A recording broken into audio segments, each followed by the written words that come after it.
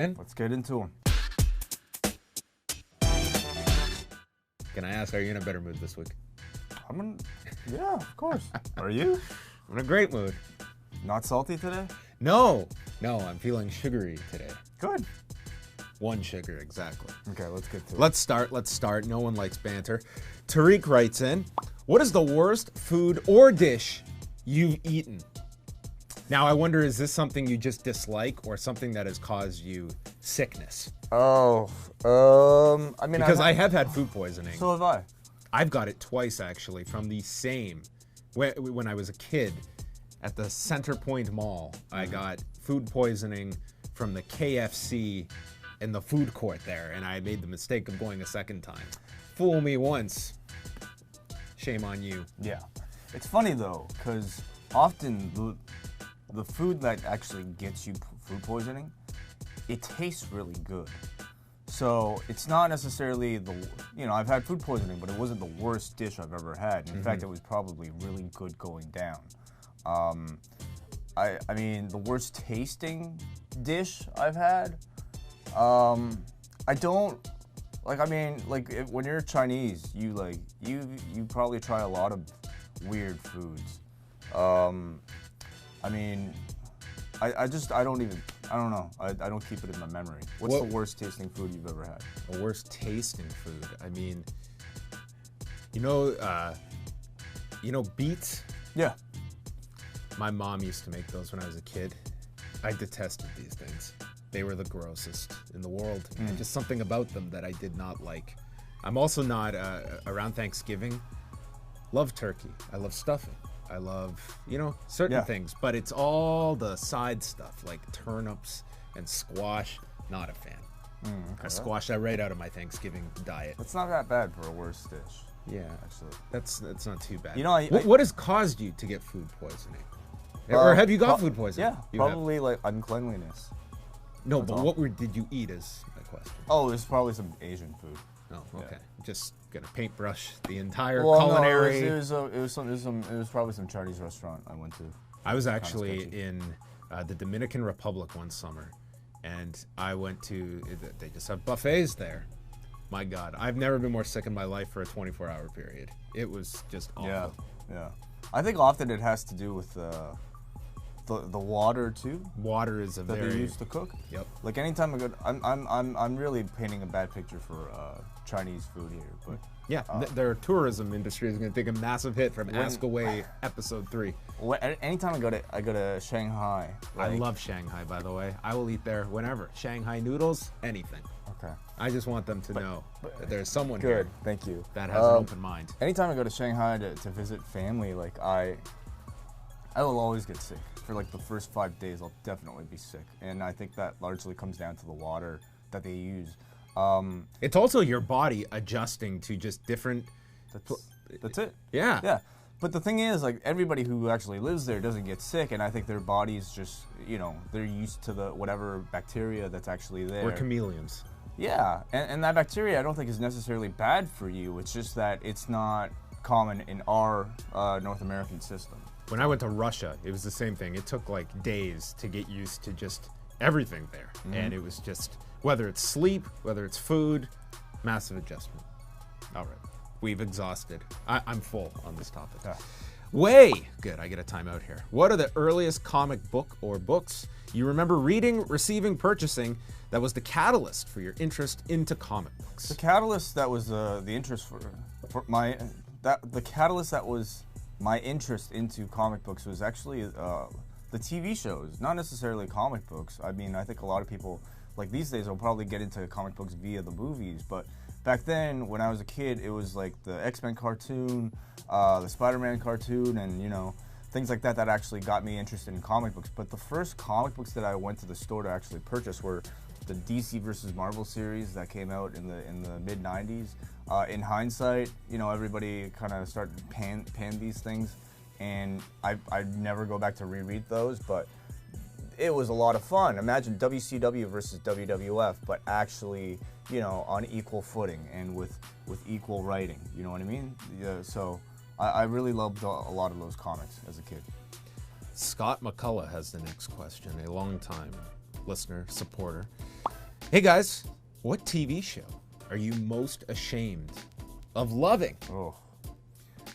You know what one of my favorites is I'm not even ashamed. Once you get to our old age, you just don't care what others think about your likes and dislikes. I've been doing Total Divas reviews, and I don't know if there's something that I should be more ashamed of watching than I'm that. ashamed you love it. Yeah, well, that's it. You know, Raw, WWE Raw. That's what I'm most ashamed of. That's the last show I will ever bring up to friends and say, hey, you know what happened last week on Raw? Yeah. Never. No, That is don't. never a topic that exists not talk in about my life off of a microphone. The show that I enjoy the most, because I swear to God it's on 24 hours a day in syndication, is Modern Family. And I feel every time I turn it on, it's an episode I haven't seen. I love this show. You do? Okay, I've never heard you talk about it. I've never have a reason to talk about Modern Family. You never Family. referenced it or anything like that. There's so often I'll just turn the TV on. Modern Family's on. I just enjoy watching Modern Family. I also very much enjoy, though I don't watch it as much anymore, is that show Property Virgins. That's hosted by this Toronto-based real estate agent, Sandra Riamato. I actually like that show a lot too. It's so fun. Yeah, I love love that it. show. Are they going to get the house? Is a competitive offer going to come in? Have you seen By Herself, B-U-I? I've heard of it, but I have not watched it. It's about single women, I suppose. Yes, I have seen an episode of it, but I don't watch it regularly. Who are in the market to buy their first home or their first condo. And I love that show too. I mean, it's gotten to the I'm not point ashamed, that right? I've said to my wife, if we ever move, I mean... You're gonna hire Sandra? Well, the thing is, my wife, she bought this place before we had met. Yeah. So I am still technically eligible to be on this show. Are you sure? Oh, you are, but okay. Are you sure though? No, I'm not sure. You're not really a property virgin. I guess you're not legally owner of this place. No. Okay. So it could work out. Yeah.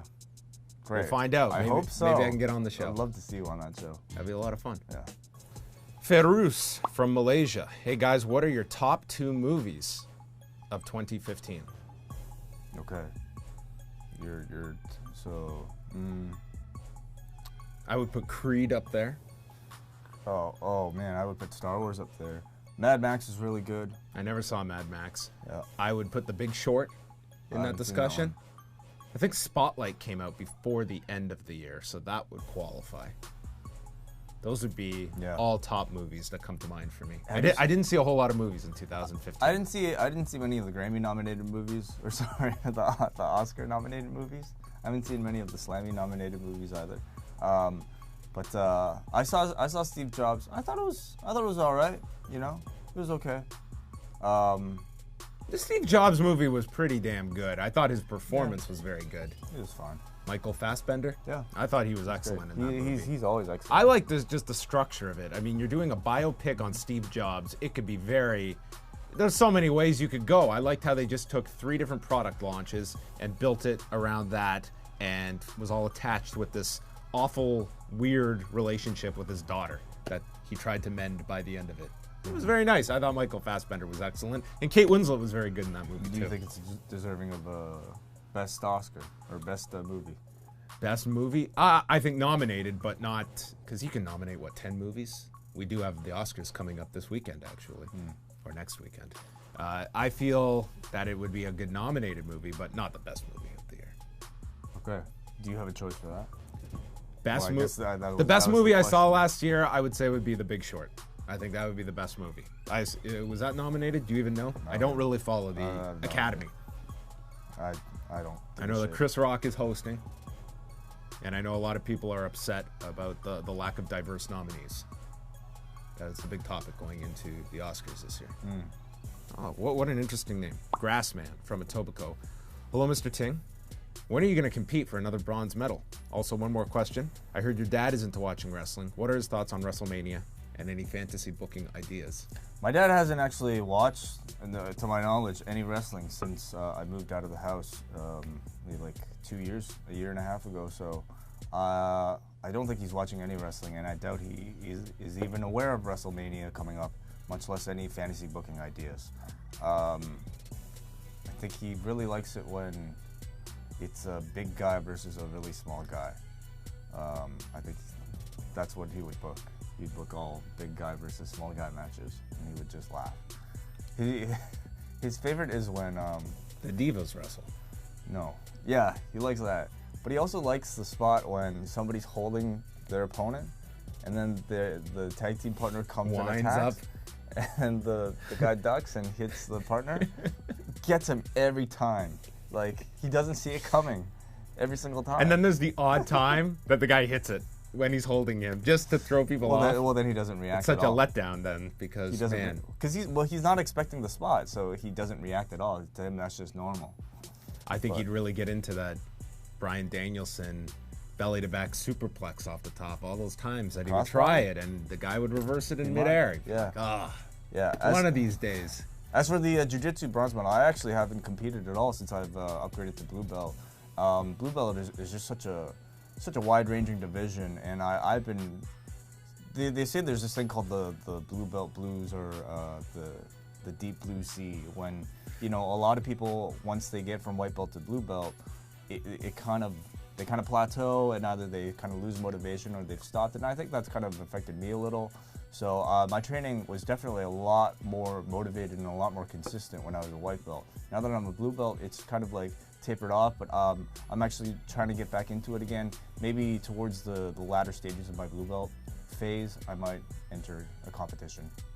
All right, well, do keep us tuned. How about you? I don't care so much about George St. Pierre returning, but you, my make sources my have told me announcement. that you've been dusting off the gi, and Yes. you are rapidly Sources looking at a being return. me. I can't reveal sources. Yeah. And that's going to wrap things up. Okay. Is it not? Yeah. Before we end, I want your picks for the big fights of the weekend. Yeah. Ken Shamrock versus Hoist Gracie. This is potentially 3 rounds. And Hoist Gracie apparently does have the option to use the gi, but apparently will not be wearing the gi on Friday. It almost feels like a match of who will lose first. I mean, you know what I mean, right? Yes, there are fights where you ask, who won the fight? This one, it's like, well, who lost the fight? Yeah, who's and gonna that's going to be the lose? case here. I think Ken Shamrock has about 2 minutes and 30 seconds before he will be utterly gassed. I think Hoist Gracie has certainly kept himself in better condition over the years, but I feel How do we know this, though? Hoist, Yeah. because of the sheer miles on the two individuals, and the fact that Hoist has not fought since 2007. Ken, I feel, has the ability to land, I would say, a number of shots on Hoist before he tires, and I question if Hoist can take a shot at this age. I gotta pick Hoist. I'm picturing a submission win. I mean, if Ken tapped to, who was the dude Ken tapped to recently? What was Well, he Ken- was stopped by Kimbo Yeah. in his last fight. Yeah, I mean, Kimbo Slice beat Ken Shamrock. I mean, I don't know. I feel like. But again, that was as much Ken lost that fight, Yeah. more so than Kimbo won that fight. I'm going with Hoist, and I'm going to go with Kimbo against Dada 5000. Wow, that to me is that's going to be something to watch. Kimbo and Dada. I'm going Kimbo and Ken on Friday. Are you going to be watching it? I will. This one has your Maybe interest. not live, but I will watch it. Okay. That's going to wrap it up. You can always go to this very YouTube channel, youtube.com/live audio wrestling, and subscribe now. Right here. Right there. You're not going to screw me around. And look at all the shows we've got going on this week. Man. Oh my God, I didn't We've notice. we've got the Law on Sunday at 11 Eastern with a Fast Lane post show immediately Law, yeah. afterwards. Yes, we've also got what's there. Oh, What's Next has a show this week to talk about the Samoa Joe Hey, Sami Jay. Zayn Hey, what's up? finish from the recent Orlando tapings. And we've also got review away from this week, a Bryan Danielson career retrospective with matches that we have reviewed from his whole career, including matches with Hiroshi Tanahashi, John Cena, Tommy End, AJ Styles for IWA Mid-South, Takeshi Morishima, and John Moxley. So you can catch all of that. And then Wei and I will be back with a brand new show on Monday night with Review a Raw at liveaudiowrestling.com and Fight Network. And Wei, take us out.